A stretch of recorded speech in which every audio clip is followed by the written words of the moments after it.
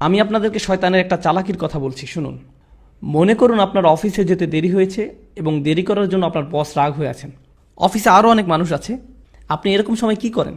আপনি সকলের নজর এড়িয়ে নিজের টেবিলে গিয়ে বসেন। আপনি তখন বসের সাথে দেখা করতে চান না। অথবা মনে করুন একটা বাজে রিপোর্ট কার্ড নিয়ে আপনি বাড়ি ফিরলেন। যখন আপনি ক্লাস 6 বা 7-এ খারাপ রিপোর্ট কার্ড নিয়ে আসেন, তখন আপনি চুপিসারে ঘরে ঢুকবেন। কোনো আসসালামু আলাইকুম নেই, কোনো কিছু নেই। চুপিসারে ঢুকে আপনি ঘুমের ভান করে পড়ে রইলেন। মা যদি জিজ্ঞেস করে আজকে স্কুলে কি হলো, আপনি তখন বলবেন তেমন কিছু না। আপনি যখন কাউকে হতাশ করেন তখন তার থেকে দূরে দূরে থাকেন, এটাই স্বাভাবিক। এই ক্ষেত্রে যখন আমরা অশ্লীল কাজ করি, নিজেদের উপর জুলুম করি, তখন আমরা কাকে হতাশ করি?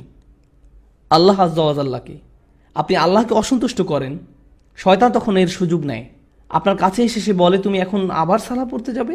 ভণ্ড, তুমি এসব অশ্লীল কাজ করে এসেছো, এখন আবার একটা ক্লাস করতে যাবে? এখন তুমি ইবাদত করতে যাবে? তুমি তো দুমুখ মানুষ। তখন সে বলে, হ্যাঁ আমি তো দুমুখ মানুষ, আমার সালাহ পড়া উচিত হবে না। শয়তান আপনার গুনাহের সুযোগ নিয়ে আল্লাহর কাছ থেকে আপনাকে আরও দূরে সরিয়ে রাখে। আপনি তখন আল্লাহর সামনে দাঁড়াতে বিব্রত বোধ করেন। কিন্তু একজন সত্যিকারের মুত্তাকি যখন ভুল কিছু করে, তৎক্ষণাৎ সে কি করে? সে আল্লাহকে স্মরণ করে। জাকারুল্লাহ ফাস্তাগফিরু লিযুনুবিহিম, তারপর তার আল্লাহর কাছে ক্ষমা চেয়ে নেয়। এখানে জুনুব শব্দটা দিয়ে পাপ বোঝানো হচ্ছে, যা এসেছে জানাব থেকে।